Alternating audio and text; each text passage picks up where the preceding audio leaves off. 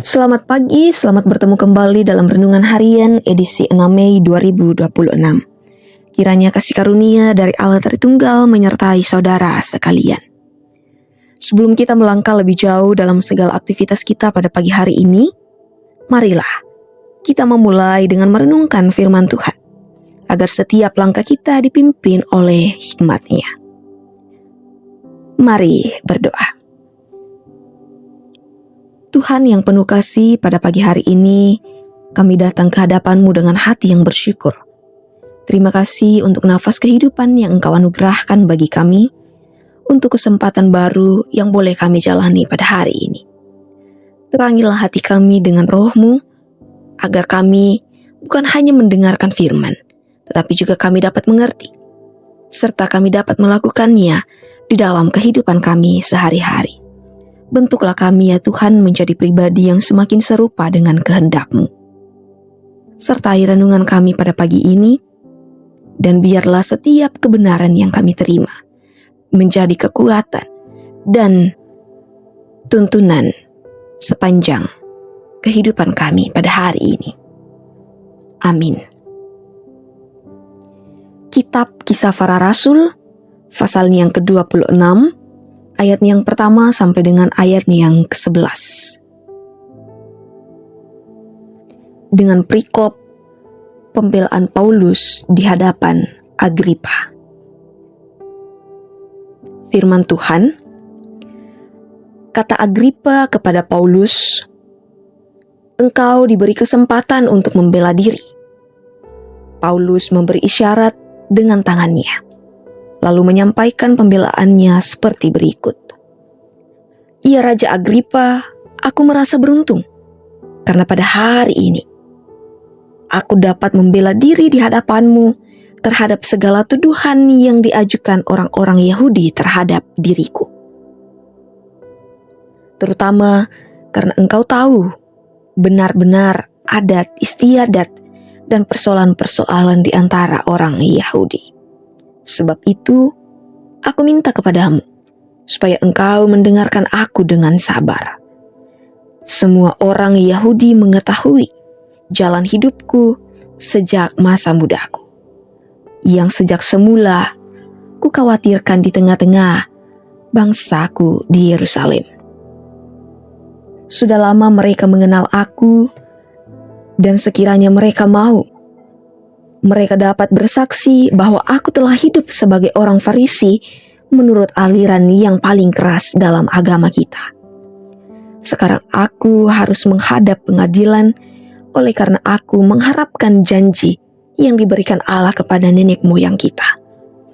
Penuhilah janji itu yang dinantikan oleh kedua belah suku kita. Sementara mereka siang malam melakukan ibadahnya dengan tekun. Karena pengharapan itulah, ya Raja, aku dituduh orang-orang Yahudi. Mengapa kamu menganggap mustahil bagi Allah membangkitkan orang mati? Bagaimanapun juga, aku sendiri pernah menyangka bahwa aku harus bertindak keras menentang nama Yesus orang Nazaret. Hal itu kulakukan juga di Yerusalem. Aku bukan saja telah menjembloskan banyak orang kudus ke dalam penjara setelah aku memperoleh kuasa dari imam-imam kepala, tetapi aku ikut menyetujui jika mereka dihukum mati. Di semua rumah ibadat, aku sering menghukum mereka dan memaksa mereka untuk menghujat Tuhannya. Dan dengan kemarahan yang meluap-luap, aku mengejar mereka, bahkan sampai ke kota-kota asing. Amin, firman Tuhan. Memegang teguh iman, itulah tema perenungan yang akan kita renungkan pada hari ini. Saudara-saudara, ada seorang pemuda yang pernah dikenal sebagai pribadi yang keras dan sering menyakiti orang lain. Setelah mengalami perubahan hidup, ia mulai melayani di gereja. Awalnya ia merasa minder karena banyak yang mengenal masa lalunya. Namun suatu hari, seorang datang kepadanya dan berkata, "Saya melihat perubahanmu dan itu membuat saya percaya bahwa Tuhan juga bisa mengubah saya. Sejak saat itu, ia menyadari bahwa masa lalunya bukan penghalang, melainkan alat kesaksian. Dalam bacaan kita, Paulus berdiri sebagai seorang yang diadili, bukan sebagai tokoh yang dihormati. Namun yang menarik, ia tidak membela diri dengan ketakutan, melainkan dengan keyakinan. Ia menceritakan masa lalunya dengan jujur, bahwa ia pernah begitu keras menentang orang-orang percaya kepada Kristus. Bahkan ia menganiaya mereka tanpa ragu. Kejujuran Paulus menegaskan bahwa iman yang sejati tidak dibangun di atas citra diri yang sempurna, tetapi di atas pengalaman nyata bersama Tuhan.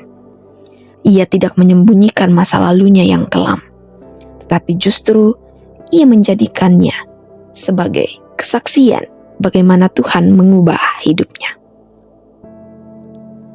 Saudara-saudara, kita sering merasa tidak layak untuk bersaksi atau melayani karena masa lalu kita.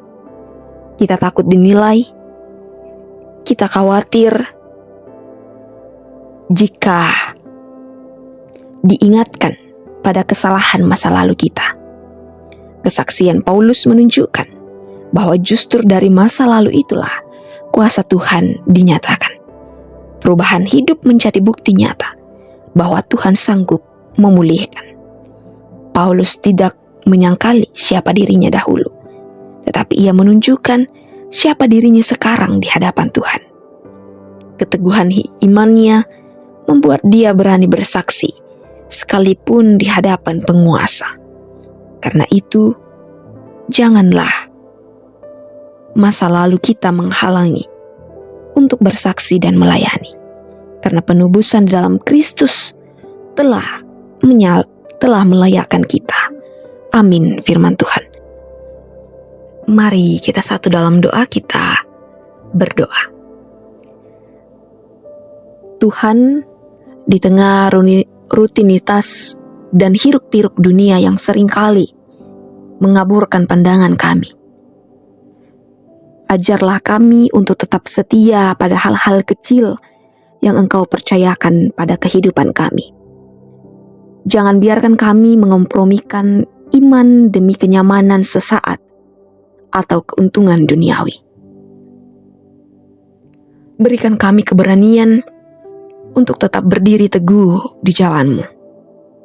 Karena kami tahu bahwa di dalam-Mu jerih payah kami tidak akan pernah sia-sia. Sertai langkah kami sepanjang hari ini ya Tuhan. Dalam setiap keadaan, mampukan kami untuk tetap memegang teguh iman kami. Di dalam nama Tuhan, kami berdoa dan mengucap syukur. Amin. Marilah kita mempersiapkan diri kita untuk melanjutkan tugas dengan penuh tanggung jawab, dan terimalah berkat dari Tuhan. Kiranya alam mengasihani kita dan memberkati kita.